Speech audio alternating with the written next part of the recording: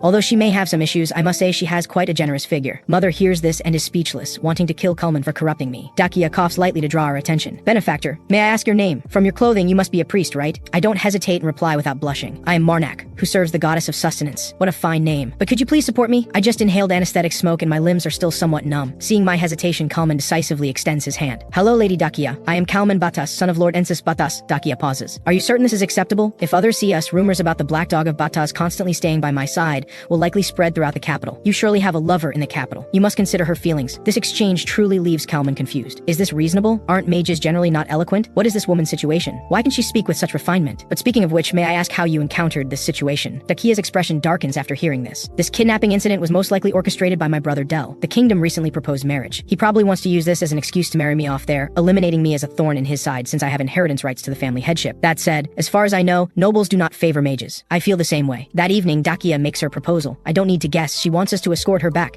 I intend to refuse, as avoiding unnecessary trouble is the principle. But the next second, Dakia says slowly, if you escort me back, I will reward you with gold equal to your body weight. At these words, my mind races with internal debate. Worthy of a great lord's family. Such generous compensation. But ultimately, reason prevails over my desire. Kalman is the client for this journey. If we escort the lady back, the search for his mother will have to be postponed. Moreover, if he had not intervened earlier, mother's hand would likely have been cremated. So this proposal depends entirely on Kalman. In the end, Kalman agrees. After all, that is the kind of person he is. The next day, on the road to Aladik, a village appears before us. We immediately decide to rest here properly and continue our journey the next day. At noon, looking at the table full of delicious food, I truly regret not having a sense of taste, but at least I can still eat. Suddenly, a commotion nearby draws our attention. It appears a thug is threatening the staff. The owner fiercely demands the thug let go, but the thug, relying on numerical advantage, shows no fear and curses back at the owner. As we hesitate whether to help, Dakia, who was at the table, disappears. Instead, a pair of fists flies straight toward the thug. Caught completely off guard, the thug faints on the spot. Seeing this situation, the other thugs can no longer restrain themselves and all stand up, preparing to gang up on her, but I slap one, forcefully suppressing their aggression. Kalman seizes the opportunity to deal with the remaining thugs. Although we don't want trouble, we are on the same side after all. Dakia scratches her head awkwardly. I apologize. Since long ago, whenever I see injustice, I cannot contain my anger. I watch her quietly. The situation seems somewhat like a justice regulation disorder. In the evening, I knock on Lady Dakia's door. When she opens the door, I instantly pin her against the wall. I brandish a dagger, signaling that any movement means death. I hope you can listen quietly without waking Kalman. Understood? You said earlier that you cannot tolerate injustice, but you should try to restrain yourself next time. After all, we are currently fugitives. If you do this again, I will have no choice but to sever your tendons and hand you over to those pursuing us. If you understand, please nod. Dakia breaks into cold sweat and hastily nods. Very good. Then I wish you a pleasant evening. With that, I turn and leave, leaving Dakia still recovering. Mother asks if this approach was too reckless. I don't think so. If problems are discovered but not addressed, regret will surely follow. As events unfold, I begin to feel some regret. Mother, should I have been gentler? The lady seems to be a reasonable person. Mother's expression shows displeasure after hearing this. She sends me a message not to worry about such women. Just then, a knock sounds at the door. Mother hastily transforms back into a severed hand and slips into my clothes. I open the door to find Dakia. Lady Dakia, what brings you here? Upon entering, Dakia asks directly, did you warn me in that manner because I am a mage? I fall silent, but my expression says it all. Dakia sighs helplessly. I knew it would be like this. That expression you had is all too familiar to me. People who've been hurt by mages usually look at me that way, but you're the first person to treat me like this. You clearly showed how much you dislike me, yet what you said was, we're partners now, standing together through thick and thin. Let's do our best from now on. My face flushes at her words. That was indeed my meaning, but somehow it sounds different coming from her. Don't worry, next time something like this happens, I'll definitely consult with you all. I came specifically to tell you this. I'll take my leave now. Good night, Akabaka. Seeing her soften her attitude, I stop keeping such a stern face and apologize for my earlier behavior. It seems mages are all individuals. Not everyone is like that person. Your foolish son only faces today the truth I've been avoiding all along. In the early morning hours, another group storms into the inn, shouting for me to hand over Dakia. There's a saying, I don't trouble others unless they trouble me first. Since they've pushed me too far, they can't blame me for being ruthless. So the next day, I appear right in the enemy's headquarters. Seeing this, the others quickly draw their swords ready to attack, but their boss stops them. I stand there silently, staring at this rabble before me with no expression on my face. I expect I'll have to kill again today, but their leader's attitude makes me truly uncomfortable. Lord Marnak, I'm Sagita, leader of the Red Bear Mercenary Company. Let's speak privately. Minutes later, some food and a bottle of wine appear before me. I neither drink nor eat, just stare at him intently. Sagita seems at a loss, cursing inwardly. It's all that Vice Captain Pelgui's fault. Speak of the devil. Pelgui, reeking of alcohol, hears that Marnak has arrived and wants to start a drunken fight. So, you're Marnak. Hand over that silver-haired, golden-eyed person right now, if you don't want to die at my hands. Before he finishes, I sever one of his arms with my sword. You people really keep testing my limits. I found it strange before. I never told anyone my name, yet you all know what to call me. Tell me who's pulling your strings. Sagita senses trouble. He's really bitten off more than he can chew. Before he can say anything more, a group of Pelgui's followers see their boss injured and charge forward aggressively. So in the next second, endless death awaits them. Finally, Sagita can sit still no longer and makes his move. But after just one exchange, he knows my strength. It's terrifying. His instincts tell him not to keep fighting, so he decisively tears down a nearby tent to block my view. Then he turns and runs, giving me no chance to react. He does escape, but his subordinates suffer for it. One after another, I behead them. Watching his brothers who once fought alongside him die one by one before his eyes, Sagita can bear it no longer. Driven by endless fury, he grabs a spear and hurls it at me. Not a bad move, but unfortunately it's useless against me. One sword stroke cuts the spear in half. Next, we grapple together, seemingly evenly matched. In reality, I'm looking for an opening. I throw a punch, expecting to crush him completely, but this guy has decent reflexes. In just an instant, he blocks the attack with his shoulder. Both sides pull back, neither yielding in spirit. Shall we continue, Captain Sagita? Your teammates seem to have abandoned you. Watching several figures leave, Sagita begins to regret saving them. Seeing the battle is lost, Sagita has no choice but to lower his weapon and beg for his life. Of course, I'm not heartless. Though they kept interfering with us, they were just puppets. I should still let them rest in peace. Mr. Sagita, do you hate me? If I say I hate you, will you kill me? I smile faintly. Do you think I need to spare someone who hates me? Fair point. I'm not good with words, so I don't express myself well. As mercenaries, we either kill or get killed every day. We often work alongside people who smashed our comrades' heads in the day before. Though our relationship with them isn't great, I don't rush to smash their heads in either, so I don't hate you. I just feel somewhat rueful that after 15 years of effort, I'm left with nothing once again. I probe tentatively. What do you plan to do now? I have no skills except fighting. I'll probably remain a mercenary. In that case, would you like to meet a new employer who'll pay you well? Hearing this, Sagita looks puzzled but eventually agrees. So minutes later, former enemies sit at the same table staring at each other awkwardly. Priest Marnak, you really haven't changed at all. I thought after last night's sincere conversation our relationship had deepened. It seems I was mistaken. Besides, you warned me to consult before taking action, yet you didn't consult us. You went and acted alone. Facing this barrage of accusations, I shut her down with one sentence. My lady, have you ever killed anyone before? Dakia's expression changes sharply. I haven't. That's exactly why I decided to act alone. I believe the situation required forceful measures, and bloodshed did indeed occur. Dakia looks displeased. You should have told me beforehand. I almost had a good night's sleep knowing nothing, then ate breakfast feeling refreshed. Alright, I'll definitely tell you all in advance from now on. Suddenly, Cornu bursts through the door. This is bad, Lady Dakia. Marnak went to negotiate with the mercenary company. We need to grab our weapons quickly. Before he finishes, Cornu realizes the three people inside are staring at him strangely. The air becomes awkward. So you're already back. Who is this? I explain with a smile. He's a new mercenary Lady Dakia hired. His skills are quite good. The two get acquainted, and we prepare to continue our journey. Days later, we arrive at Alatic without major incident. I thought we could finally rest properly this time, but another guard approaches us. Why does this feel familiar? The guard immediately grasps my hand tightly and begs me for something. Priest, please make that person, that herald of rest, stop awakening the dead. We'll reward you handsomely. After hearing this, I hesitate but eventually agree. Among all priests who serve the gods, heralds of rest are a very special group. Other gods select priests from believers and grant them divine authority, but death and the horn of rest will one day, without any reason, bestow their divine authority on someone. Those chosen inevitably become heralds of rest. From then on, they live for the dead. No one knows why they do this. We only know they appear where many corpses lie, awakening the dead. They blow silent horns, forming wandering bands. Naturally, this displeases those in power, but none of these powerful people dare provoke the dead led by the heralds. After all, confronting an ever-growing army of the dead is something anyone would avoid. That's why they seek help from priests of other gods. Hello. Many people must have come here. I too have been asked to say the same thing to you. It's time for you to leave now. You know that wandering dead are terrifying to ordinary people. Is there a reason you're staying here? After all, you don't normally remain in one place for long. The Herald of Rest remains silent. After a long pause, 3 words emerge. Evil god cultists. This startles me. I thought he meant me. The Herald points toward the city and continues. They will kill many people. What? You're saying there are evil god cultists in Alatic? Before I can say more, an explosion erupts behind us. It has already begun. No time to think. I rush back immediately. I cannot let the tragedy of Kelton repeat itself. Meanwhile, in the city, a young girl shouts furiously. Why isn't he here yet? Why isn't he here yet? The red-haired woman looks troubled. Wait a bit longer. It should be soon. His companions have entered the city. Another elderly man remains calm. He's already here. Marnak is right there. As he speaks, a figure wielding a long sword emerges from the flames. Yes, I've arrived. What I never expected was to encounter that person here. Mother speaks urgently, seemingly trying to calm me, but rage has already clouded my mind. This time I must ignore your words. Mother, you know, don't you? That cursed mage, he's the one I seek revenge against for killing me and my benefactor. Years ago, I lived with constant needless worry. If I earned money, I could eat well. If not, I went hungry. I thought my life would pass this plainly. Then I met my benefactor. On a day when a blizzard raged, cold and hunger nearly killed me. Fortunately, Santos took me in, gave me warmth and food. Thinking back now, he was truly a good person. Santos was older, so he was both mature and steady. After I woke, he asked me nothing, just told me to recover before leaving. He was a priest serving the goddess of sustenance. He was also a gravekeeper living outside the city. While working, I once tentatively asked why he saved me. He simply smiled and answered, I just wanted to save you. That smile became buried deep in my heart. Santos always helped others. He was either helping someone or on his way to help someone. He often said, helping others needs no reason. I wanted to become someone like him. After a year of peaceful life, winter came again. I saved a man who had collapsed in the snow, just as Santos had saved me, but I regretted it. I should never have saved that cursed mage. The mage we treated quickly recovered. Then he smiled and confessed he was an evil god cultist. He used magic to tear my body into pieces. I'll never forget that face filled with vicious evil. What happened after? I don't know. I only know that when I awoke, the hand I had put away because I couldn't bear to look at it had somehow emerged from my belongings and was stroking my face. Then I saw the consequences of what I had done. Santos's body brutally murdered. The memory ends. The mage also remembers who I am. Aren't you that mortician from back then? Didn't you die? Well, it doesn't matter. If you didn't die, then die again. By the way, looking at it now, you're wearing that priest's robe, and its owner's arm is probably with me. Every word pushes me to my breaking point. You cursed mage, I'll kill you. With that, I lunge forward. The pink-haired girl thinks I'm coming for her and runs toward me, wanting to give me a big hug. But the next second, my blade flashes and cuts the girl in half. I've entered a berserk state. The sigil of decay manifests on my body. I expect to cleave him in two, but his shield is tougher than I imagined. Mother is also disgusted by this shameless wretch, so she expends her own divinity to forcibly break through the shield. I seize this opportunity to sever his left arm. Just as I prepare to press my advantage, the pink-haired girl suddenly reappears behind me,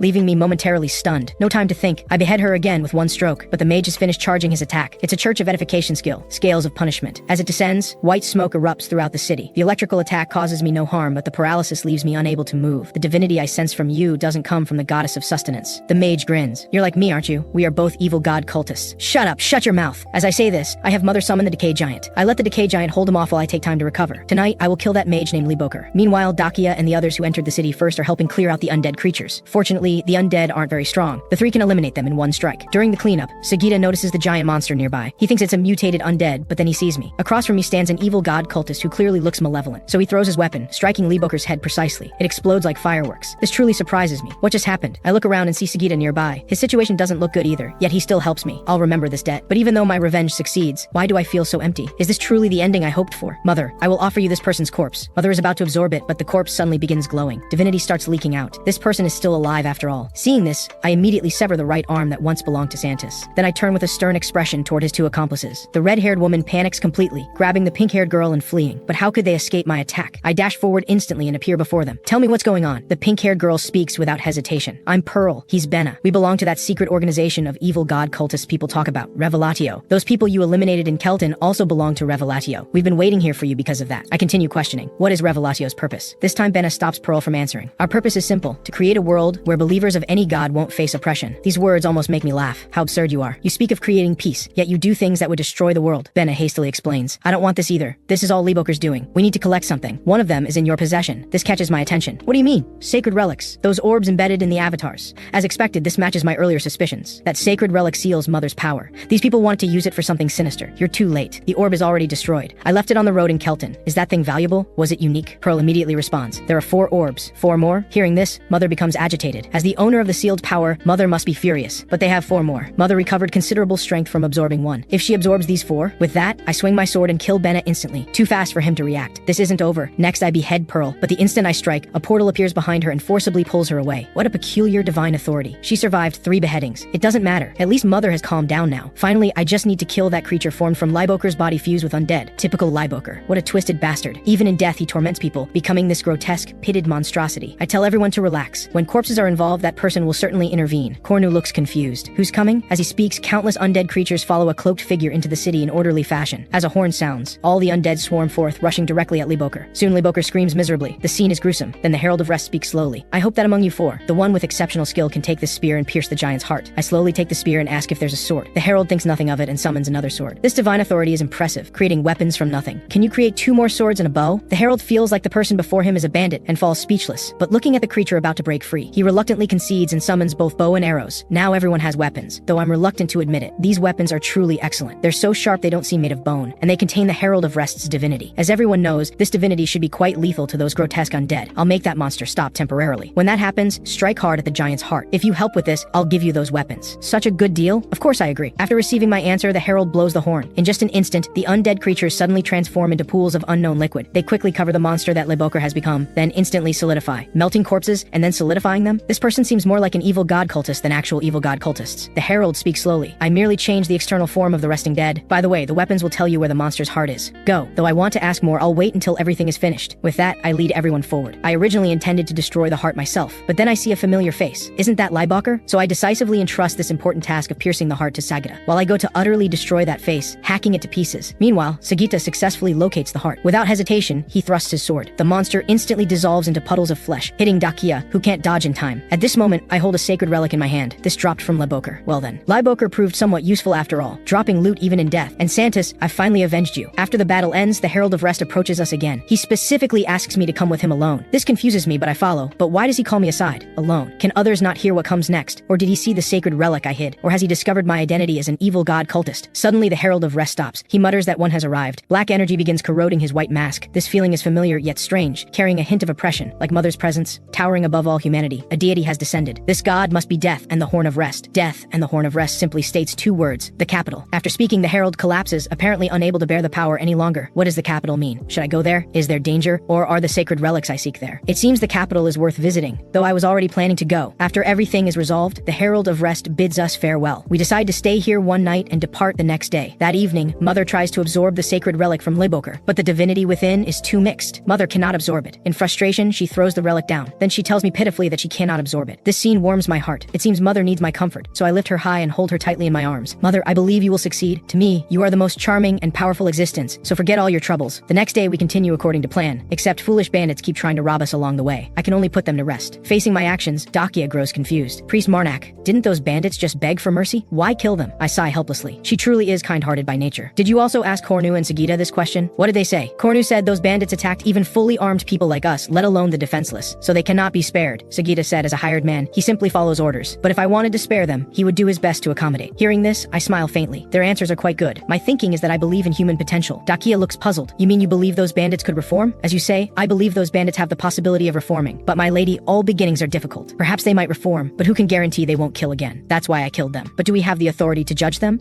No deity has explicitly given us this right. I think to myself, no, I know clearly. Mother has already permitted me to act according to my own will, but I certainly won't say that. So my lady, I eliminate them not to judge them. I simply want to bear the responsibility for my choice. When the evildoers I spare commit crimes again and cause others suffering, I must bear that responsibility. When I cut off their slim chance of reform, I must also bear that responsibility. I simply choose to take responsibility for the latter, though I may eventually pay a price for taking lives like this. Whatever responsibility I must bear, I've decided to live this way. Because having the evildoers I save kill good people is the most terrible thing imaginable. Just like back then, helplessly watching the consequences I caused unfold. Noticing my tone becoming heavy, Dakia quickly apologizes. I merely show a polite yet awkward smile. Just then, a group appears in the distance, apparently a merchant caravan. How fortunate. With a merchant caravan, we can not only resupply but also sell the equipment we just captured from the bandits. So minutes later, we meet the caravan master in a tent. The master seems interested in my longsword. This makes sense. After all, they're golden folk. Being interested in metal is natural, especially when my weapon is forged from imperishable alloy. The caravan master asks nervously whether I would sell this weapon. At this, I show a polite yet awkward smile. The master understands. He quickly gets to the point. The master wants us to escort the caravan to the capital and promises generous payment. I cannot decide this myself. After all, I'm also employed by someone, so I request time to consider. The master tactfully leaves, giving us privacy. At dusk, silence surrounds us. It looks rather ominous, as if something bad will happen. Just as I sense, while I'm massaging Mother to help her relax. Warning shouts suddenly ring out. An enemy attack. Without hesitation, I immediately lead the others out to fight. Fortunately, they're just small fry. Everyone handles them easily. Only Dakia worries me, not because of her strength, but because of her aim. If she miscasts and hits an ally, that would be bad. So I eliminate the monsters before she can cast. You must restrain yourself, my lady. Poorly aimed magic from our side is more lethal than enemy spears. Dakia's face flushes with embarrassment. It's not that bad, is it? But she ultimately heeds my advice and stops using magic. Sometime later, I slowly enter the caravan master's tent, bloodied sword still in hand. Lord Marnak, do you not intend to sheathe that magnificent imperishable sword? My eyes harden with menace. I want to hear your answer first before deciding whether to put this away. Tell me, why did the evil cultists ambush the caravan? If I say I don't know, will you believe me? At these words, the familiar saw blade in my hand begins to whir ominously. Under the threat of force and my reputation, the caravan leader finally reveals the reason. A few days ago, someone approached our caravan to transport an item to the capital. I'm puzzled. If evil cultists keep attacking you, the caravan must be suffering heavy losses. Why not give up? Because we received imperishable alloy as down payment and will get another portion after delivery. You should know what imperishable alloy means to us golden folk. Honestly, I don't understand why they covet this item. It's just a necklace. I even asked other priests, but none of them could see anything special about it. The moment it opens, Mother immediately grows agitated. Isn't this the sacred relic sealing Mother's divine essence? So that's it. No wonder the evil cultists launched their attack. But how did they pinpoint the sacred relic containing Mother's divine essence so precisely? What do you think, as the enemy of evil gods? Do you know why they covet it? To conceal my identity, I can only answer that I don't know either. However, about that escort mission you mentioned this morning, I'll take it, but the payment must be doubled, and that goes for everyone's compensation. At this, the caravan leader looks troubled, but eventually agrees. I immediately inform my companions, and everyone says they're fine with it. We then return to our tents to rest. Mother wants me to steal the sacred relic, release the divine essence, and put it back. Mother, that won't work. If we're discovered, it'll be extremely difficult to handle. Besides, that golden folk's strength is definitely not weak, so we can't act rashly. Moreover, the sacred relic sitting there won't deteriorate. Why not let the evil cultists take the sacred relic first, then secretly obtain the divine essence during the recovery process and return it? This plan earns me a thumbs up from Mother. Suddenly, a monster appears from nowhere and charges straight toward the sacred relic's location. I look closely and realize it's a capel. Looks like tonight will be a sleepless night. With one strike, the capel falls dead on the spot. Its hide may be tough, but not as tough as mine. Suddenly, the bushes rustle again. A figure darts out from within. I expect another capel, but when I see the face clearly, it's actually Pearl. Long time no see. Did you miss me, Priest Marnak? I sigh helplessly. What a persistent pest. But your timing is perfect. I have some questions for you. At this, Pearl strikes a sickly pose and agrees to my request. The scene startles me into releasing my grip. First, how many evil cultists were in that initial attack on us? Pearl puts on a wise expression and counts on her fingers. Besides me, there were about 3 others, but they always treat me like I'm invisible and barely acknowledge my existence. Is this person genuinely simple or just pretending? She leaked intelligence so easily. Whatever, as long as she's friendly to me. Second question. Do you know why you attacked the caravan? Because of the necklace. We need to take it back from the caravan leader. How did you know the necklace was with the caravan leader? Do you have some method? Pearl touches her wise head. That I don't know. I only know that. The client who gave the necklace to the caravan leader belongs to Revelatio. This confuses me. Revelatio is a secret organization of evil cultists, isn't it? You're all the same type. Why would you do this? Is there an internal war? Not exactly. At most, it's psychological warfare. I didn't expect factionalism among evil cultists. Which faction are you with? Pearl smiles calmly. I'm neutral. As long as someone brings, money, or materials to hire me, I'll take the job. Materials? What materials? Puppet making materials, of course. I'm a priest serving the swaying thread. I see. So what appeared before me last time was a puppet. No wonder it wouldn't die. After finishing my questions, I behead her before she can react. Even with her head severed, Pearl's face still wears a smile as she says, "See you next time." Seems this person isn't too stupid after all. She didn't show her true body. How cunning. Minutes later, I returned to the tent. Everyone finished dealing with the monsters and went to rest early. But Dakia waits for my return, holding a white handkerchief. I don't pay attention at first, until she uses the handkerchief to wipe my face. This action truly startles me, and I quickly wave my hands to stop her, because at this moment, Mother is already cursing in my arms. As for what she's saying, I don't need to think about it. Dakia grasps my panicked hands. She insists on wiping my cheeks. Damn, why does this atmosphere feel strange? After a long while, Dakia stops her movements. My cheeks are now clean. She then hands the handkerchief to me, telling me to wipe other areas. After saying this, she returns to her own tent. She leaves me with a bitter expression, exhausted like a dog after a full day of work. I thought I could rest well, but Mother suddenly transforms, continuously muttering murder, murder, meaning she also wants to wipe my face. Mother, my face has already been wiped. You don't need to trouble yourself. Before I finish speaking, Mother already starts wiping with the handkerchief. This leaves me helpless. The next day we continue toward the capital. Just as I'm relieved no more enemies attacked last night, a strange sound suddenly comes from the mountaintop. What is that sound? I have an ominous feeling. The next second, a massive boom erupts from the peak. Not good. It's an avalanche. Everyone drop your luggage and run. The moment I finish speaking, the terrifying avalanche is already upon us. Damn, it's too late. I must buy everyone some time. But how? Right, I still have Lady Dakia. Lady Dakia, don't run yet. I need your help. If you can help, we can definitely save everyone. Dakia looks confused. Are you talking to me? Please cast magic at the avalanche with maximum output. If I use maximum output, I might collapse from exhaustion. I pat my chest and promise. Please trust me. I will protect you. Seeing my determined eyes, Dakia hesitates no more. She closes her eyes and immediately begins gathering all her magical power. A dazzling light instantly erupts around her body. Then she fires. This strike is truly terrifying. Mother actually rates it 4 fingers. No, it's still growing. Unfortunately, it doesn't reach 4.5. She faints from magical exhaustion. What a shame. But this is enough. Leave the rest to me. Mother, the situation is urgent. I can't recite the incantation this time. Let the Decay giant come out directly. The next second, the Decay giant strides through the air. The moment the avalanche arrives, it holds us both tightly in its embrace. After some time, the avalanche finally stops. The Decay giant slowly emerges from the snow, its body covered in countless wounds from stones. Yet Dakia and I are completely unharmed, worthy of the Decay giant. Seeing signs of Dakia waking, I quickly send the Decay giant back. No one can know my identity. The giant says nothing and steps back through the portal. The next second, Dakia opens her eyes, but having exhausted her magic, she can't move at all. I understand and comfort her that she'll recover slowly. I'll stay right here, but her next words make my body tense. I saw everything. I saw you summon a fierce-looking giant. Hearing this, Mother panics instantly and tells me to kill her. Priest Marnak, you really aren't a priest serving the goddess of sustenance. My expression changes sharply. You say really? So you've known all along? Yes, because they don't have strength like yours, and they can't fly around with swords. That's because I've undergone personal training. Not only that, there's also that hand you carry with you. Don't you often talk to yourself when you have it? Though you may think you're discreet enough, anyone paying slight attention would notice. So Priest Marnak is indeed an evil gods. Seeing she wants to say more, I silence her with my finger. Lady Dakia, a word of advice. Silence is golden. You saw nothing. Remember, you saw nothing. You're a person of honor, so for the sake of me saving you, you'll definitely agree. Before I finish, Dakia interrupts. None of that matters. This is what I want to say to you. Though you can be merciless at times, you're a good person. Besides, I don't worship any god. I figured that only when I'm powerless like this would you calmly listen to me, so I'm telling you this now. Born as a mage, I've endured too many contemptuous and hateful stares for no reason, so I understand your position. Even if you're an evil cultist, I'll treat you the same as always. And of course, I'll keep your secret. I say nothing. The air grows awkward. The next second, Mother suddenly leaps from my arms, continuously saying, "Murder, murder." She must mean if you won't do it, then I will. I grab Mother's attacking hand. Enough, Mother. I know you're worried, but just as you trust me, I want to trust her once. Besides, Dakia is a mage, so I plan to have her take an oath. After hearing my words, Mother finally relents. Then she points at her own eyes, then at Dakia, meaning I'll be watching you forever. I then help Dakia up and have her swear an oath in the ancient language. Dakia doesn't hesitate and immediately begins the ritual. Seeing this, I smile with satisfaction. Good. Since you've sworn the oath, I'll answer any questions you have. I do have one question for Priest Marnak. What kind of woman do you like? At this, Mother can't stand it anymore and quickly separates us, not letting us continue. I scratch my head helplessly. Let's get moving then. We still need to catch up with the main group. Meanwhile, the evil cultists find the caravan scattered by the avalanche and locate the sacred relic. They also kill some caravan members. Just when they think they can return with their prize, the caravan leader appears, filled with fury over the destroyed caravan. His aura surges powerfully. You evil cultist dare touch my belongings. The blue-haired evil cultist remains calm and raises her hand to cast magic. An ice spell encases the caravan leader completely, but the caravan leader is one of the golden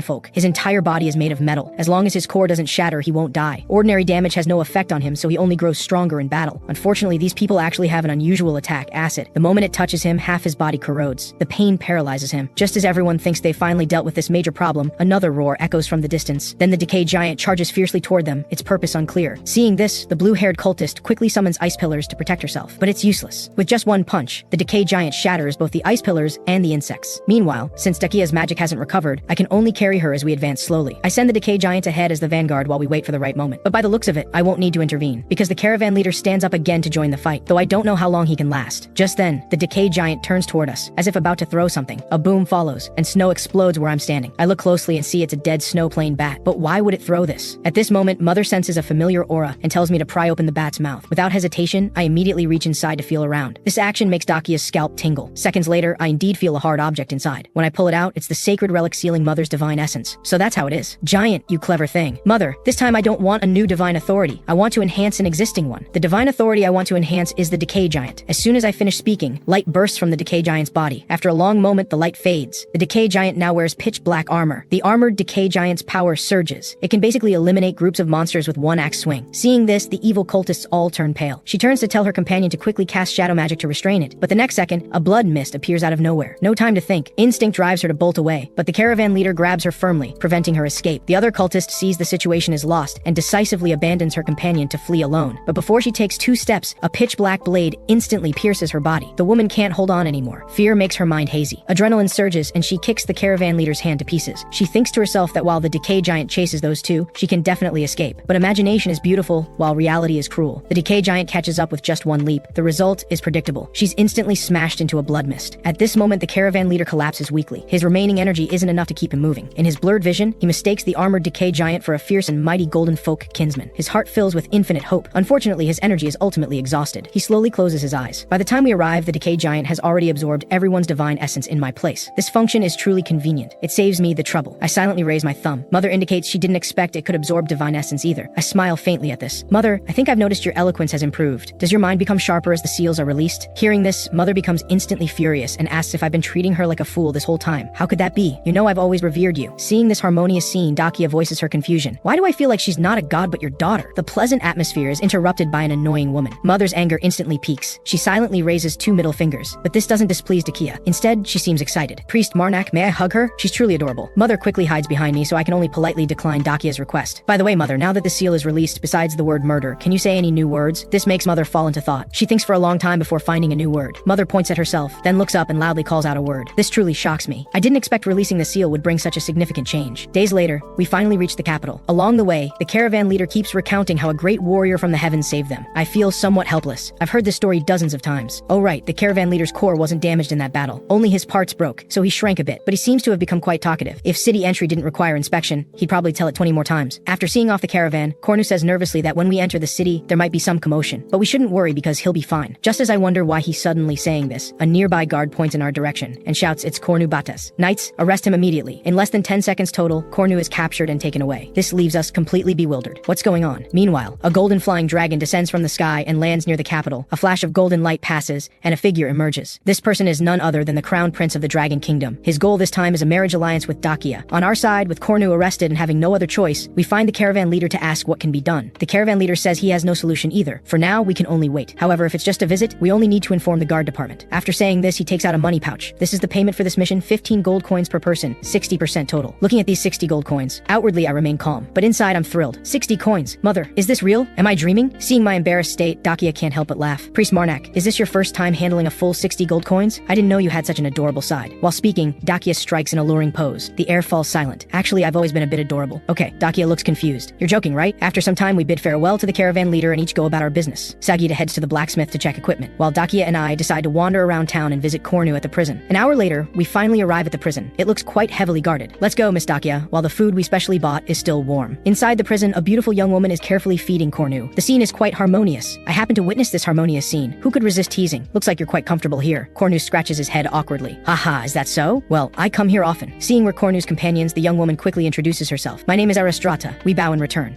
Hello, I'm Marnak, and this is Dakia. After introductions, Dakia asks Cornu what he did this time. Before Cornu can answer, another voice comes from behind, because he stole a certain item from Lord Enchisbatis' warehouse. The warrant was personally issued by Lord Enchisbatis himself. Tell us, Cornu, what did you do with the stolen key? I can't help but silently admire this imposing presence. Is this Cornu's brother, son of the Black Wolf and vice captain of the Queensguard Frostheart Knights, the White Wolf Sedian Batas? Cornu slowly speaks. I've already used it. Sedian freezes at these words and quickly asks if Cornu was injured, his eyes filled with concern. Cornu nods like a child who's done something wrong. You know Father hates theft above all else. You not only stole the key but used it, so now it probably can't be returned. But remember, Father also said this: it's better to achieve nothing than to gain success through improper means. Whatever Whatever your reasons, theft is an improper method. Cornu's brow furrows deeply, contemplating something. After a long while, he slowly speaks. He said that with principles, everything would be orderly. Of course, I believe that's right too, but why didn't he apply those principles to my mother? Why did my mother have to leave home quietly right after giving birth to me? Even playboys who wander the streets plan to take responsibility for their women. Is our father, Lord Enchis reputation worse than those playboys? Whenever I ask about my mother, father stays silent. Can he only escape cowardly? So I stole that key that could bring me hope. I will find my mother on my own. Hearing this, Sadian sighs helplessly. He naturally trusts his brother's character, so he decides to speak well of Cornu to their father to shorten his confinement. Cornu is deeply moved by this. Tears nearly flow from his eyes. Suddenly, Sadian turns back and stares. This startles Dakia and me as we watch the drama unfold. Apologies for this spectacle. My brother has caused you much trouble. Speaking of which, Lady Dakia, shouldn't you be in Betis? Dakia waves her hand, indicating she just wanted to go out for a walk. Sadian sighs helplessly. As long as you're happy. Sadian then says to Cornu that father ordered him confined for at least 1 month, but I'll ask father to be lenient. After speaking, he bows to us and then turns to leave. Watching his receding figure, I can't help but admire what a gallant person he is. Since the matter is settled and it seems our comfort isn't needed, it's time to go out and enjoy the capital's scenery. At dusk, I recall what the Herald of Rest said. Sacred relics do exist here, but there's no place to obtain information. Must I use the letter of introduction Lord Tretton gave me? Just then, a knock interrupts my thoughts. Dakia's voice comes from outside the door. Coming in the dead of night is definitely suspicious. Mother instantly becomes alert and shouts for Dakia to get lost. Dakia appears with a smile, holding a package of food. Inside are cream breads made by the capital's top chefs. Without thinking, Mother slaps the bread away. Her face cold, she says murder. Dakia looks confused. What does that mean? I explain somewhat embarrassedly that Mother says she won't be swayed by material things. Dakia sighs helplessly, turns to leave, and tells me to just eat the bread. I slowly pick up the scattered bread. Mother, you went too far this time. Even if you want to refuse, aren't there many ways to do so? Dakia bought this bread especially for you. I know better than anyone that you, whom I respect, are an elegant and dignified person who knows how to admit mistakes. Mother realizes she was somewhat excessive just now and will apologize next time. I pat Mother's head. That's the Mother I know. Would you like to try this? It must be delicious. Mother reaches out with both hands, indicating she wants to eat. Taking a bite, the rich creamy aroma floods Mother's taste buds. In these brief seconds, Mother discovers a new world. She frantically snatches all the remaining bread from my hands. She sits on the bed and devours them ravenously. But just then, Dakia suddenly returns, wanting to take one bread for dinner. Mother is caught off guard, caught red-handed. Their eyes meet. The air grows awkward. The result is predictable. Dakia successfully makes contact with Mother. Early the next morning, Dakia and I decide to find Lord Tretton's friend to obtain clues about sacred relics. Soon, following the marker, we arrive at a house that looks ordinary but conceals hidden mysteries. At the entrance, I take out Lord Tretton's letter and a badge engraved with a cross. Upon seeing this badge, the guard immediately understands and opens the door for us. Inside is quite an impressive scene, though it's far inferior to the modern cities before I came to this world. Suddenly, a person in a black cloak slowly approaches us. Are you here to guide us? The cloaked figure doesn't speak, only nods faintly, then turns and heads deeper inside. Without suspicion, we follow. Soon we reach a wooden door. The man stands there silently, apparently meaning for us to enter. So I tentatively reach out and open the door. Opening the door, I see an alluring woman lying on the bed, her every move exuding seductive charm. What do you want from me? Though she's indeed tempting, it has no effect on me. Hello? I'm here seeking help. I'm Marnak, and this is Dakia. Upon hearing the name Marnak, the woman's expression changes. She grabs my collar and says loudly, "You're Marnak, the recently famous demon slayer of Gus?" Seeing hostility, Dakia quickly charges a fireball spell in her hand. Release her, or I'll destroy this place with magic. The woman's expression remains cold and unperturbed, looking at Dakia as if she's a fool. If she's not panicking, I'm starting to. Lady Dakia, let's talk this through. I don't want to die. The woman glances at Dakia. Is she the smiling duke's daughter? Never mind the jokes. I was indeed a bit excessive. I am vibrant curiosity, what you commonly call a demon. You can also call me Elisa. So you're not a priest of sustenance. I won't hide it. Yes, I serve the Decay mother. At these words, Elisa freezes in confusion. You're actually a child of Decay? Are you really a child of Decay? Come here for a moment. I want to read the information in your brain. Don't worry, with this body I can't read much. I just want to understand how you turned out so normal. What do you mean? What do you mean, how did I turn out so normal? Before I can react further, Elisa's hand already reaches toward me, but Mother swats it away in time. Elisa is startled by this sudden display of power and quickly retreats several steps. So this is the Decay mother herself. Fine, let me tell you something. There will be major trouble soon. What? What do you mean by that? I mean you're causing a particularly big disaster. You're collecting sacred relics that seal your mother's divinity, aren't you? How many have you gathered? 4 or 5? At her words, cold sweat runs down my back. Could you be more specific? Elisa gives a coy look. I can't. You'll have to ask the one involved. Mother looks completely baffled. Mother says she doesn't know. Seeing this, Elisa is even more dumbfounded. You're conversing with a god without any cost whatsoever? Yes, I often chat with Mother normally because we maintain a good relationship. Hearing this, Elisa understands somewhat. The child of Decay didn't go mad. Instead, the Decay mother went soft. This must be the Decay mother's desperate gamble. And in that situation, there was no other choice. Come on, tell me what you want a demon to help you with. Though you should know that having a demon do something requires paying a price, right? Yes, so what do you want? Sleep with me for one night. These few words actually fill me with a trace of fear. What did you just say? Let's roll in the sheets once. I've never been with a child of Decay because they're all lunatics, and you're the only normal one. At these words, Dakia is the first to refuse. Elisa turns back with a dismissive look. Why? State your reason. At this moment, Dakia's mind is in complete chaos, and she can only answer vaguely. In any case, absolutely not. Mother also disagrees and goes up with a flurry of punches and kicks, making Elisa laugh heartily. These are just cotton punches, aren't they? I'm also quite helpless about this. But Mother, your fists really are cotton punches. Seeing everyone so worked up, Elisa stops joking and says she just needs that badge. I'm somewhat speechless. If it's that simple, why did you need all that build-up? Elisa smiles calmly. Because little jokes add fun to life. One should always live happily. Well, let's get to the main point. You want me to help you find a sacred relic, right? That sacred relic is with me. However, to obtain it, you'll need to participate in this underground arena I run and strive to win the championship. The champion's prize is the sacred relic. Best of luck to you, child of Decay. The next day, to obtain the sacred relic, I'm forced to participate in this underground arena. Of course, to avoid being identified, some necessary disguises are in order. This opponent is a perpetual champion named Bigfoot, whose strength appears formidable. However, I'm not afraid in the slightest, and give him a provocative gesture. Bigfoot is instantly enraged at this. What an arrogant fellow. I hope your strength is as tough as your attitude. With that, he brings down a heavy hammer blow. The momentum truly terrifying, actually causing the entire ground to cave in. Unfortunately, the smoke means no damage rule applies. Not only do I dodge it, but even the ground shows no damage. Missing his attack, Bigfoot's rage rises again, and he comes at me once more with his heavy hammer, but misses again, while I seize the opportunity to grab his head, using all my strength to drag him dozens of meters, then leap into the air. Anyone with eyes knows what I'm about to do, and Bigfoot certainly knows too, hurriedly begging for mercy. I take the opportunity to whisper in his ear, "Don't move and you won't die." With that, I lock him tight and slam him heavily onto the arena floor, raising clouds of dust. When the smoke clears, Bigfoot lies on the ground, unable to move, while I support myself with one hand. This leaves the spectators and announcer stunned. Of course, this isn't over yet. I push off with both legs to reach the air again, and in midair I assume a body slam position, then drop straight down, landing precisely on Bigfoot's chest. Bigfoot struggles twice, then falls still. The referee rushes onto the stage to announce the result. The final victor is the human slayer. What a thrilling match. Please say a few words. They want my victory speech? Well, sorry about this. I place my thumb at my throat, then slice across. I will murder them all. This bold declaration instantly energizes the entire arena, with everyone chanting murder in unison. After the match, I change clothes and return to the restroom. Mother climbs onto the bed railing. Then she leaps down, performing a body slam, landing precisely on the soft bedding, and finishing with a throat-slashing gesture for a perfect conclusion. The moves are exactly the same, which makes me feel somewhat embarrassed. At this moment, Elisa walks in from outside. That last match was truly spectacular and left quite an impression. I also heard from Bigfoot, though I don't know how you did it. You two had it worked out from the middle part onward. I cough lightly. How can you call it collusion? I simply had a meeting of minds with that friend, and together we completed a magnificent performance. This is something I learned from beyond ordinary knowledge. Hee hee hee. In any case, it sparked an enthusiastic response. So do you want to work with me? If it's you, you could completely become a top star. Hearing this, I firmly refuse. I'm very sorry, but I have something I must do, which is to break the seal on my mother. Elisa is momentarily speechless, though it's a shame. If you don't want to do it, there's no helping it. But that collaboration of yours, can I really use it?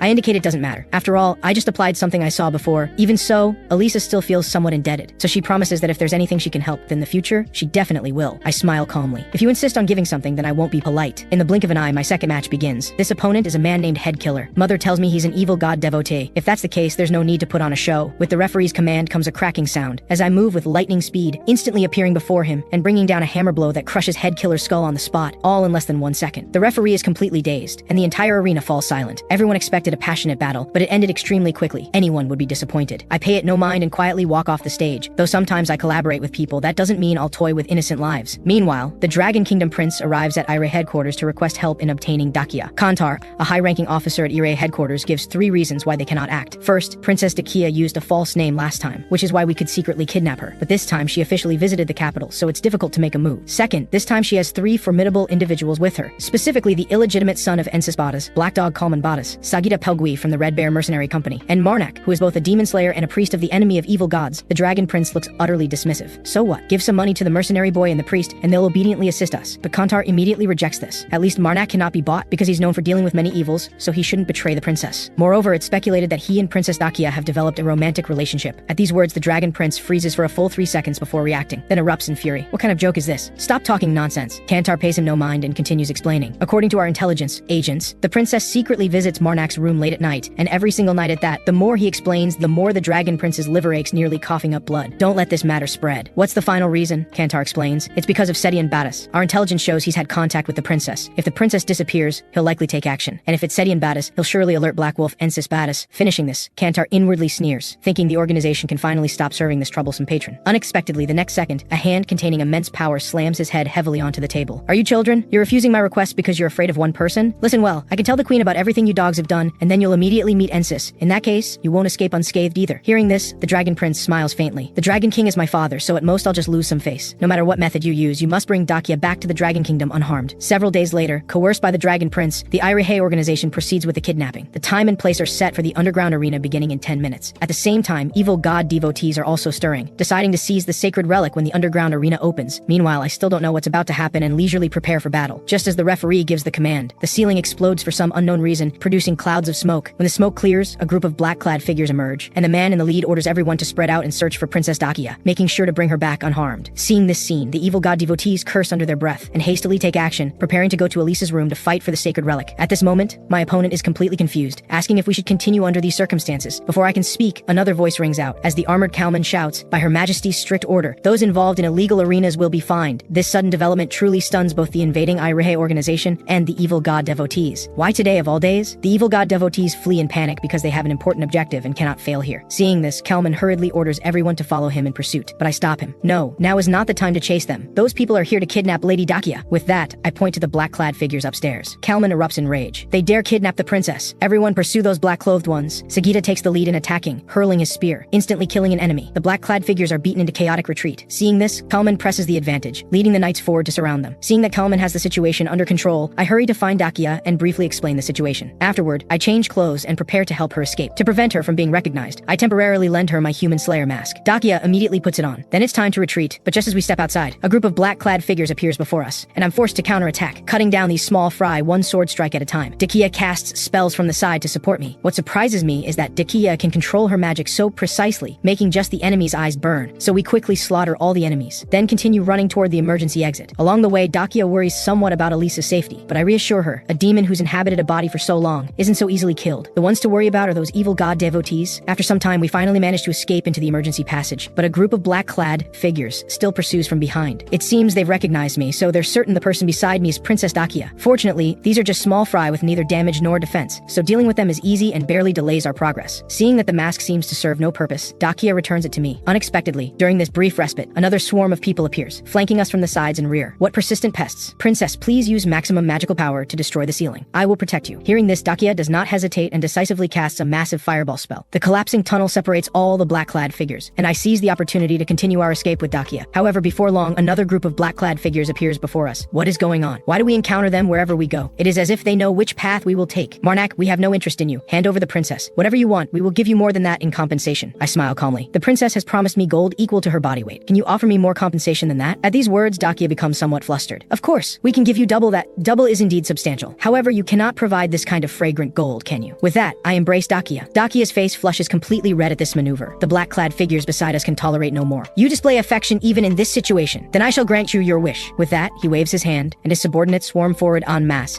attempting to overwhelm with numbers. This truly presents an enormous joke. As the saying goes, no matter how many ants there are, they remain merely ants. How can they compare to a towering tree? In a flash, all enemies are sliced to pieces in an instant. Do you still believe you can win? You losers. Meanwhile, on another front, Elisa has already taken down all the evil god devotees, leaving only one. Just how long have you lived to become this formidable? Elisa gives a wicked laugh. Me? I have existed in this world since before the first child of Decay was created. Forget it, you would not understand even if I told you. You must be a priest serving the mending needle, correct? Judging from the patches in your head, that is his handiwork. Seeing his identity exposed, the evil god devotee contemplates something unknown, and ultimately appears to make some resolution, muttering something quietly. The mending needle manifests from thin air in merely an instant, and countless pale blue energies drill into his body. Elisa remains completely unfazed and uses the Eye of Truth to examine his memories. I see. Collecting sacred relics that seal the Decay divinity is actually intended to make a portion of the god descend upon this land, to shatter the balance that has been maintained in the heavens for so long. As she speaks, the evil god devotee completes his transformation, becoming an unremarkable yet massive monster. On the other side, after slaying numerous black-clad figures, we emerge from the cavern without incident. However, before I can appreciate how fresh the outside air is, a figure radiating terrifying presence suddenly appears. I swear this is the last person I want to see in my life. My body's trembling reminds me that I must take the initiative or I will certainly lose. Dakia, do not intervene under any circumstances. Having said this, I charge forward without hesitation. Dakia is somewhat bewildered, standing in place at a loss. Facing my attack, the woman does not even draw her sword, but simply raises her blade, and with one strike, hits my back with perfect accuracy, causing me to cough up blood. Do you believe you can defeat me without my full strength? My only disciple. 3 years ago, after Santis passed away, I traveled everywhere searching for sacred relics that sealed Mother's divinity. Eventually, I finally located a sacred relic containing sealed divinity, but the problem was that it resided in the sacred relic vault at Sanctification Church headquarters, and the vault's administrator was a priest who had reached the Master Realm. How could I possibly compete? Just as I was thinking this, heaven presented me with an opportunity. That administrator actually said this to me: if you have time after washing your clothes, could you wash mine as well? I will compensate you properly. At these words, I immediately agreed to her request. Thus, 30 minutes later, a spotless blanket emerged. My teacher at that time was very satisfied with my work and produced a silver coin as compensation. In this manner, we established a peculiar relationship through laundry. Every few days, she would bring clothes to be washed, and each time I would wash them, receiving a silver coin. However, after several weeks, from a certain day onward, she stopped requesting my laundry services because the money left by the previous administrator had been exhausted. At that time, I did not think much of it and offered to wash for free, since my teacher did not ostracize me for being an outsider as others did, and I had already received considerable money, so washing clothes was no burden. However, my teacher did not think this way. Her philosophy was to accept no reward without merit. Considering that she possessed only swordsmanship, she proposed teaching me swordsmanship as compensation. This was precisely what I needed, as I was concerned about lacking a teacher, having a powerful body but no combat skills. This was truly a gift from above. Thus my hellish life began. In this world there exist masters, though in the game this represents an advanced specialization within melee classes. In this world it is renowned as a realm of achievement. Those who attain this title have invariably transcended biological limitations through martial cultivation. My teacher was such a master. However, despite bearing the master title, her training methods were extremely primitive, consisting solely of continuous sparring. After training concluded one day, I proposed visiting the sacred relic vault. After our time together, my teacher had come to trust my character completely, so she agreed without much thought. At that time, I did not know what the sacred relic looked like, but my body informed me that the chalice before me was the sacred relic sealing Mother's divinity. Naturally, though I had seen the sacred relic, I would certainly not act immediately. I needed to await an opportunity. Finally, on this day 3 years later, my opportunity arrived when my teacher informed me she would be traveling far. This was the optimal opportunity. In any case, my abilities seemed unable to improve further, so I might as well take the money and run. After all, the main quest and avenging Santis both awaited my action. Without delay, after 3 years, I reopened that long sealed door and stole the sacred relic bearing the Decay divinity, recovering the divinity from the first sacred relic. Through this, I obtained my first complete Decay giant. From that time forward, Mother could also communicate with me using the word murder. The memory ends, and at this moment my injuries have fully healed. Teacher, how did you know I was still alive? News of my beheading spread everywhere. My teacher takes my hand and slowly speaks. You were unaware of this, but for 3 years, no matter how severely I struck you daily, you would recover completely. So I wondered whether your head could reattach if it fell off. My back turns cold. Do you consider that reasonable? My teacher smiles faintly. Are you not still alive? Moreover, I even distributed such realistic wanted posters specifically to locate you. I glance at it and express doubt. Did you truly find me using this? Your appearance before me demonstrates everything sufficiently, does it not? Well, let us proceed to the main matter, disciple. I do not care what you are, but I also have pride. So you will continue training until you become a master. As I anticipated, this has been my teacher's most frequent statement over 3 years. How long did it take you to become a master? My teacher considers this training without missing a single day. It took approximately 30 years. Hearing this, both Dakia and I are shocked. You possess considerable talent, so you need only refine yourself for another 27 years. 27 years is truly a terrifying number. At this time, on another front, Kalman has successfully dealt with all the black-clad figures. Yet the evil god devotee from Elisa's room suddenly emerges from an unknown location. Initially, he and Sagita can still suppress him, even having the opportunity to slay him on the spot, until the evil god devotee uses the mending needle to fuse the monster into his own body, transforming everything. Due to the density of attacks, Sagita's ankle is unfortunately struck, and Kalman swiftly severs the thread with his sword, but his own right arm is unfortunately hit. The intense pain causes the resolute Kalman to cry out in agony. Following this comes a deafening explosion. Even we on the other side of the mountain are affected. Teacher, now is not the time for reminiscing. Should we not investigate? My teacher indicates calmly that it is unnecessary, because a certain man has already gone. Indeed, he is the Black Wolf. And Batas. The Black Wolf brings down his sword, severing all the threads connected to Kalman. Kalman, quickly take your companion and leave this place. I will slay that monster, though Kalman feels reluctant. Considering his companion and his own injuries, he can only retreat reluctantly. On the other side, Elisa has already activated her complete demon form, shouting for the mending needle to return what belongs to her. The mending needle remains composed and calm, seemingly possessing absolute confidence in his power. Unexpectedly, the next second, the Black Wolf casually strikes, severing his grotesque head. The mending needle has no opportunity to react whatsoever. Just as the Black Wolf prepares his next move, Elisa shouts for him to stop. Do not attack it! Though she does not mean to protect it, Elisa simply wants to recover what is hers. However, the Black Wolf pays this no mind, and fiercely gathers power to completely annihilate the mending needle. Left with no choice, Elisa launches an attack against the Black Wolf, but inflicts no significant damage, and is instead severed by a single sword strike. Seeing this situation, Elisa curses under her breath. Must I simply abandon it? Under such critical circumstances, a certain person's figure gradually emerges in Elisa's mind. The next second, my teacher makes a brilliant entrance, deflecting the Black Wolf with a single sword strike. It appears that as fellow masters, my teacher's strength surpasses that of the Black Wolf. Taking advantage of the time my teacher and the Black Wolf are engaged, I hurriedly ask Elisa what she needs me to do. Elisa, seeing hope, weeps with joy. The sacred relic. That monster possesses the sacred relic that those people took by mistake. That sacred relic contains something my daughter left behind. Help me find it. Though she says this, the monster before us is composed of various divinities mixed together, making judgment essentially impossible. Elisa appears unable to determine the sacred relic's precise location. Elisa hastily responds, "No, if it is you, then you certainly can." What does this mean? Why can I certainly do it? Before I finish speaking, Mother suddenly manifests and transmits to me, "Murder." This means Mother can locate it in this state. Initially, I do not agree, as the outside is extremely dangerous, but seeing Mother's resolute attitude before me and our complete lack of progress, I ultimately relent. "Mother, if you are in danger, immediately revert to being just a hand." Mother nods. "In that case, let us begin. Mother, please hold on tight. It may be somewhat turbulent." With that, I draw my sword and prepare to begin searching. However, the mending needle will not so easily allow his prize to be stolen, and decisively summons numerous undead to attack me. To achieve a swift resolution, I choose to directly activate the sigil of Decay, then concentrate all my power into a single devastating punch. In an instant, a powerful and forceful shockwave annihilates all enemies ahead. After resolving this, Mother points in a direction, indicating that the sacred relic is there. Looking carefully, a luminous point radiating brilliant blue light appears before me. "Mother, you have done magnificently. I truly wish to kiss your forehead immediately." At these words, Mother appears somewhat nervous yet pleased, seemingly awaiting my kiss. However, now is not the time. Let us wait until everything concludes. With that, I swiftly run toward the direction Mother indicated. Upon reaching the destination, Mother points out the precise location, and I seize the moment to strike, inserting my hand into its body to begin searching. As expected, I actually managed to find it. Elisa, I have found it. You can now fight without restraint. Hearing this, Elisa can barely contain her joy. Let us quickly leap down. Without hesitation, I leap down with Mother. Seeing that we have departed, Elisa bites into the mending needle and gradually devours it into her belly. At precisely this moment, the kingdom's reinforcements arrive. I realize this place is unsuitable for lingering, don a cloak, and hastily escape into the emergency passage. At this time, my teacher who has been fighting outside ceases combat with the Black Wolf. Very well, you may proceed with whatever you must do. The Black Wolf furrows his brow, filled with disbelief. Then he speaks in a deep voice. You must take responsibility for this incident. Hearing this, my teacher smiles wickedly. However, I believe I need not take responsibility. Just then, the deputy arrives. Black Wolf orders him to make the arrest, emphasizing the need to be polite. The deputy reluctantly pulls out a rope and humbly requests cooperation. Fridia remains completely calm, pulls out a piece of paper, hands it to the deputy, and tells him to take a look. The deputy takes it without thinking much, and his heart immediately fills with disbelief. On the paper is none other than that abstract portrait of me. Realizing she handed over the wrong one, Fridia continues rummaging through her pockets. She then pulls out another piece of paper. The deputy reaches out to take it. What he sees catches him completely off guard. The three words "full immunity certificate" stand out prominently. Is this real? Of course it's real. Don't you see the official seal? I remember it was a long time ago when I killed a follower of an evil god. The king called me a benefactor of the kingdom. He gave me this, and I never expected it would come in handy here. Meanwhile, I'm sprinting desperately through the emergency passage. Suddenly, Elisa rushes out from the side, hugs me tightly, and keeps saying thank you over and over. Her lips move closer instinctively, wanting to give me a passionate kiss. But Mother sees this and refuses to ignore it. With a single transformation, she pushes us both apart. Looking at the Decay Mother, who also contributed greatly, Elisa suddenly grabs her in an embrace. What follows is an endless barrage of forceful kisses. After some time, Mother sits weakly in a chair, her face covered with countless lipstick marks. Feeling somewhat embarrassed,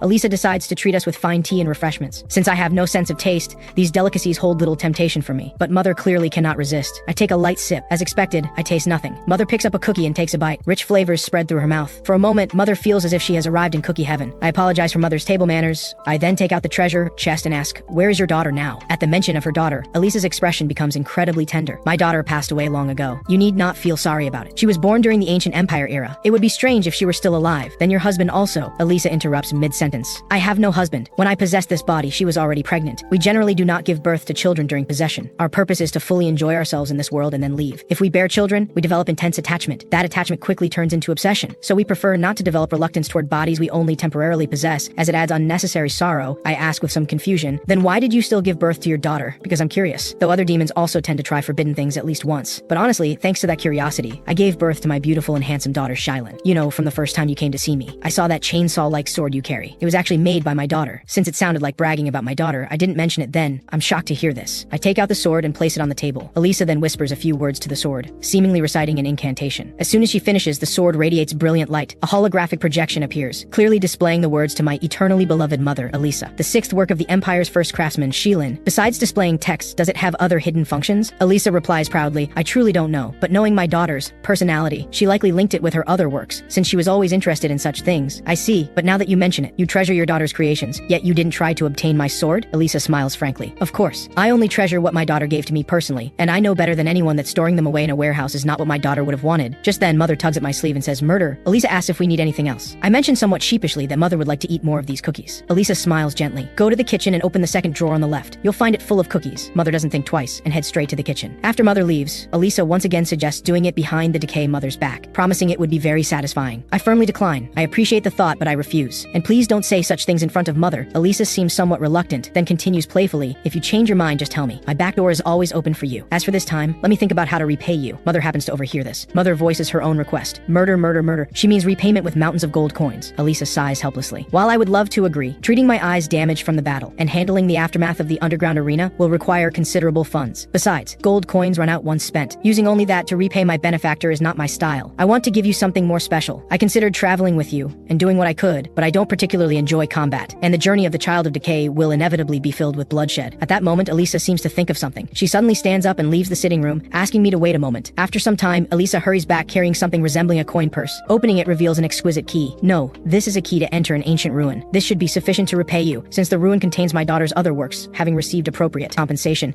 we don't plan to stay longer. We leave in a hurry with a pile of cookies and the key. Sometime later, I return to the inn and ask Dakia if my master Fridia came looking for me. Dakia says she didn't come specifically. However, the injured Kornu and Sagita came. Though they're injured, their lives are not in danger. The trouble lies in their treatment. I pause silently. Well, since I'm already here, I might as well see what's going on. Minutes later, I push open the infirmary door. Kornu greets me warmly. Without many words, I walk directly to the two and examine their injuries. As As I suspected, the wounds are contaminated with considerable evil god divinity. Mother, can you remove it? Mother indicates she cannot at this time. If even Mother cannot do it, it seems I can only hope the sacred relic from this mission will help. However, absorbing a sacred relic in this vast capital will expose my identity. It seems I must make a trip to the ruin. After all, ancient ruins exist in isolated space where divinity won't leak out. Don't worry, everyone. Decay and I will travel outside the capital. We'll return in a few days. By then, I'll have a way to remove the divinity from your bodies. Decay looks completely confused. Priest, what do you mean? Cornu gives me a thumbs up. That's so like you, Marnak. At dusk, Decay and I prepare to depart. Unexpectedly, as soon as we head downstairs, we encounter a surprise. My master is sitting downstairs waiting for my appearance. Your master has been waiting for you quite some time. Come sit down. As she speaks, Freedia pats the spot beside her. But how could I give my master a chance to make her move? I decisively sit beside Dakia instead. Master, you were gone longer than I expected. Seeing me refuse to sit beside her, Freedia's expression darkens. The Northern Queen had a request, so I went to the palace. She said evil god followers are causing trouble in the north. Because she asked so earnestly, I agreed. You should hurry back to your room and pack. After all, you need to come with me to the north. I let out a long sigh, having already made up my mind. Master, I cannot go with you. We're not heading in the same direction. Most importantly, there's something I must do personally. Freedia freezes at these words. You are my only disciple. To fulfill your request, I endured various difficulties and hardships. Yet now you refuse me. This is too much. As she speaks, a teardrop falls into her wine. How can you treat me this way? I clear my throat lightly. Master, stop the act. I won't fall for it. Whenever I don't do as you wish, you fake cry. Don't think I don't know. Tisk. How boring. This trick doesn't work anymore. You should know that a woman's tears are weapons. With that, she suddenly grabs her sword hilt. Fortunately, I'm alert enough to notice this movement. Stop. Put both hands on the table. If you dare knock me out with your scabbard and drag me away, I will truly be angry. Seeing her plan exposed, Freedia can only reluctantly set down her sword. Haha, anyway, I'm telling the truth. I can't go with you right now, but once I finish what I'm doing, I'll come find you. Freedia thinks for a moment. Fine, I agree. Who told me to be beautiful and understanding? However, I don't want my disciple constantly getting beaten. Find a suitable sword and follow me to the back courtyard. Despite having countless complaints, I still follow. The rules are simple. I'll only use strength similar to yours. You use all your abilities. Hearing this, I no longer hesitate. I pick up the sword and prepare. After all, my master won't hurt me. The next second, I flash before my master and bring down my sword, but she deflects it. I expect her to attack my chin as she used to, but this time she doesn't. She simply gestures with her finger in an extremely provocative manner. This really makes my teeth itch with frustration. I swing my sword again. This time, Freedia increases her force slightly. She forces my sword into the ground so hard that I cannot pull it out no matter how I try. Disciple, what do you think is the most important requirement for becoming a master? I think for a moment and answer, it should be swordsmanship honed to perfection and a strong physique, shouldn't it? Those are merely basic requirements. If one could become a master with only those, I estimate I would have succeeded within 5 years of training. What's important is your true heart. True heart. What does that mean? A master is someone who reaches the state of infusing their true heart into the sword. Only then can you sever what seems impossible to cut. But to become a master, you must first make your heart completely independent. I sense you are extremely dependent on something. What exactly are you so dependent on? How can I possibly say it? I am a priest of an evil god. Each time I return from death, my dependence on divine authority deepens. How can I speak of such things? Yuen, you are my only disciple. I believe you understand very well what I'm saying. I was so happy to find you, but the moment I crossed swords with you, it was like having cold water thrown on me. Is it because I'm still far from the master realm? Freedia thinks for a moment. No, it feels like how a mother looks at her child. It's like when you finally raise your son, only to have him snatched away by some vixen who appeared out of nowhere. Wow, that's so specific. That's not like you at all, Freedia continues. Forget it. Since you're already so dependent on that thing, if I forcibly separate you, you would probably hate me, wouldn't you? I don't want you to hate me. So take this. With that, Freedia pulls a ring from her all-purpose pocket and hands it to me. This is an ancient relic I brought out from the Sanctification Church headquarters. The person wearing the black ring can roughly sense where the person wearing the white ring is located. I don't hesitate and put it on immediately, giving my master peace of mind. By the way, master, you're clearly a master. How can you also be a priest? Freedia lowers her head in thought. I didn't become a priest through faith. The god granted me divine authority. Moreover, masters view gods only as objects. Even when faced with the blind emotions gods spread, masters remain unshaken. Just as, even though I see evil god divinity radiating from your entire body, I still regard you as my disciple. So you must become a master. Once you become a master, you'll be able to distinguish your true feelings from the emotions spread by gods. So you knew I was an evil god follower. May I ask you one more question? Why didn't you seek someone more talented and obedient instead of treating me so well? Freedia looks puzzled. I wondered what you were going to ask. I was raised to be the sword of the Sanctification Church. I was completely alone, but I never realized it. Then I met you. Those 3 years I spent with you. The happiness I felt exceeded all the happiness from my entire previous life combined. So the sense of loss after losing you was deeper than anything I'd ever experienced. I can no longer return to the time before I met you. I need you and treasure you. After all, as long as I'm with you, I feel immensely happy. I think to myself, I see. No wonder my master pays such attention to me, protects me, and searches for me, but I still have more important matters, so now is not the time. Several days later, following the Rune Key's guidance, we find the ruin's exact location. However, the place appears to be occupied by bandits. Forcing our way through seems impossible, so I plan to negotiate with them. Dakia, please be ready to cast magic at any moment. After making preparations, I head alone to their main camp. I am a priest of the goddess of sustenance, commissioned to eliminate bandits. The man in charge tells me to hand over my weapons to enter, or get lost. I glance at him calmly and hold up 2 fingers. You're a mage, aren't you? Please find someone I can communicate with. Seeing me humiliate him so, the man loses his composure. He spreads his arms wide, wanting to fight me to the death. Facing such a fool, I really don't want to say more. I knock him unconscious with a single palm strike. Dakia happens to witness this scene and assumes battle is beginning. She hastily summons water and lightning magic, preparing a spectacular combination attack. Priest, what's up? Should I take them out? Seeing the situation, I panic slightly. I think you've misunderstood. Just then, a woman with big chest suddenly rushes out. What an unexpected delight. Everyone come out and collect water. Halfway through her sentence, she notices Dakia and me watching from the side. Ah, hello. I am Marnak, serving the goddess of sustenance. This is the daughter of the smiling duke, Lady Dakia Erme. Hearing she's a lady, the woman quickly introduces herself. Greetings, lady. I am the leader of the Royal Excavation Company. My name is Posolina. Meeting you is my honor. Our mage cannot use water magic. We are deeply grateful that you brought us this blessing. It seems this was just a misunderstanding. After clearing things up, I tell Posolina the real reason for coming here, which is to visit the ruin. Upon hearing it's a ruin, Posolina becomes somewhat excited and requests to accompany us inside. I firmly decline. After all, no one knows if there's danger inside. Hearing this, Posolina can only give up. She then explains about the ruins. Ancient empire ruins are roughly divided into two categories. One type is hidden in isolated space and requires a key to enter. The other type is buried underground. The work of the Royal Excavation Company is to excavate these underground ruins. I suddenly understand. So there are two types of ruins. Thank you very much for this information. If there's no danger inside the ruin, I'll consider bringing you in after we come out. Seeing me agree, Posolina grasps my hands tightly and expresses her gratitude. Without further ado, we set off immediately. The key slowly inserts into space. The next second, the spatial gate opens. Passing through the spatial gate, we see scenery as beautiful as a painting. Without delay, I quickly take out the sacred relic for Mother to absorb. Mother doesn't say much and absorbs it decisively. In just an instant, a massive sphere appears around my body out of thin air. The divinity diminishes at a visible rate, finally stopping at 6,379. The new divine authority is a weapon. This is excellent. I finally have an authority capable of powerful attacks. It's called the Sword of Decay and can corrode everything it touches. Yes, everything, including myself. This is absurd. My own weapon corrodes me. How am I supposed to use it? Seeing me injured, Mother becomes restless. She quickly transforms and embraces me, filled with guilt. She never expected the new authority to harm both enemy and ally. I tell her it's fine. Instead, Mother seems to have grown a bit more. She now has the appearance of a young girl, truly endearing.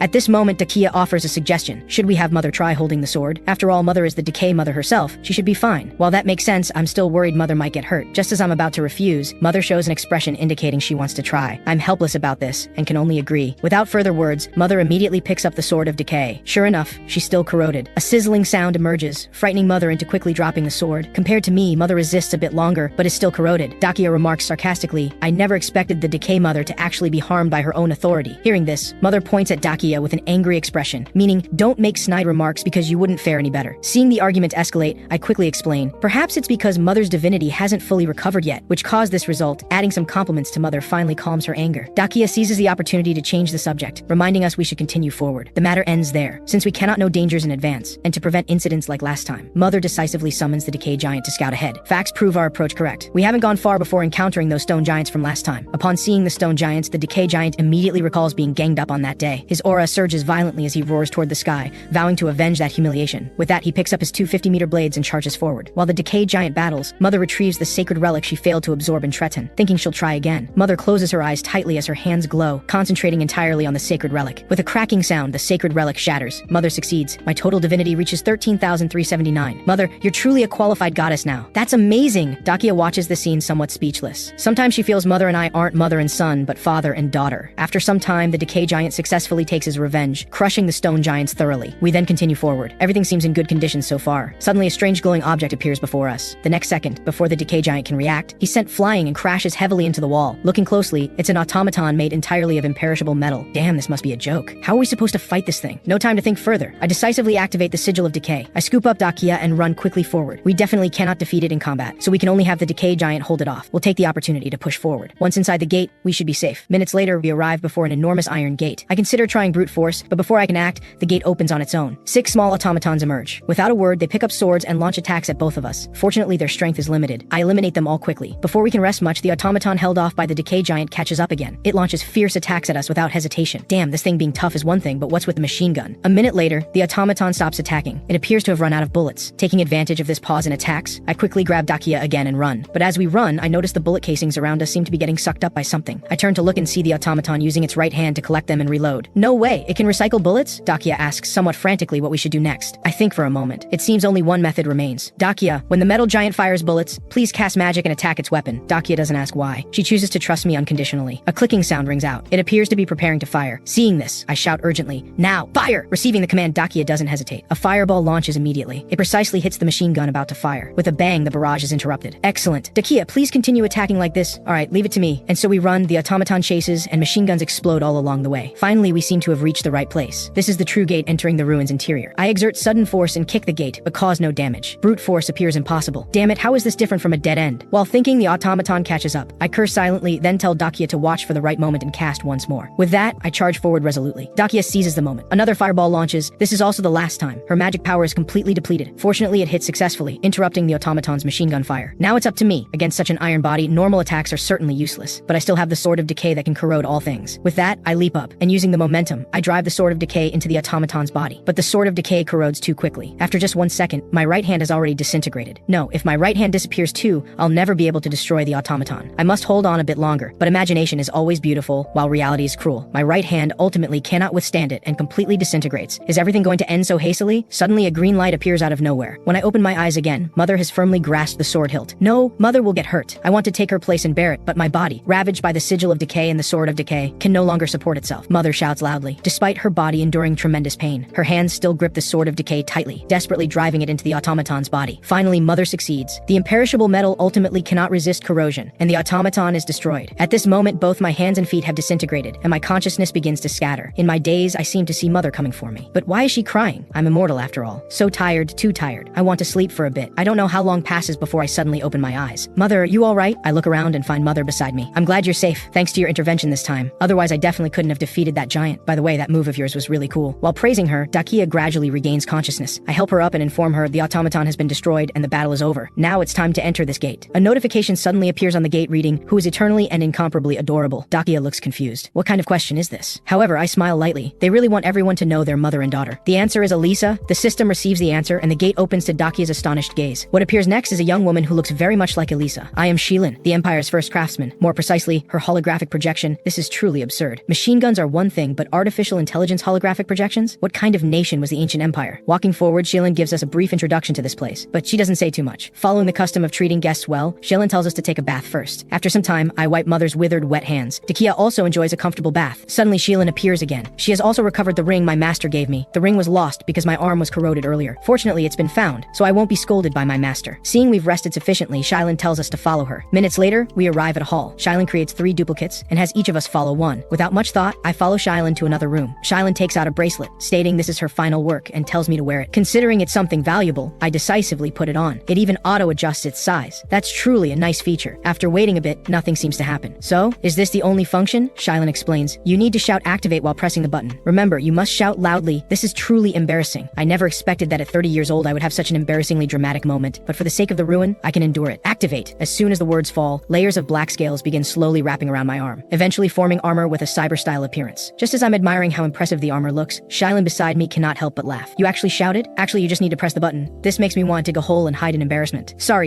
I laughed a bit too loud. Now back to the point. Clench your fist and extend it forward. It will respond based on your brainwaves. Well, just think of it as reading your thoughts. Keep it simple. Just imagine your hand firing small projectiles. I try slightly, and it actually succeeds. Hell, could this be technology transforming another world? What kind of power is this to cause such damage? Alright, you should have my other works, right? Take them out and make contact with Unit 1. Speaking of other works, that would naturally be the chainsaw sword. The moment they make contact, the chainsaw sword transforms into black energy. It then merges into Unit 1, and 2 panels appear before my eyes. Pretty impressive, right? That's how impressive I am. By the way, these things are all made from imperishable alloy, so even if damaged, they can auto-repair. Hearing that imperishable alloy can auto-repair, a bold idea forms in my mind. Perhaps I can try it. That's right, the bold idea is to pick up the Sword of Decay. As soon as I pick up the Sword of Decay, Unit 1 emits beeping sounds. Alert. 70 seconds until irreparable damage.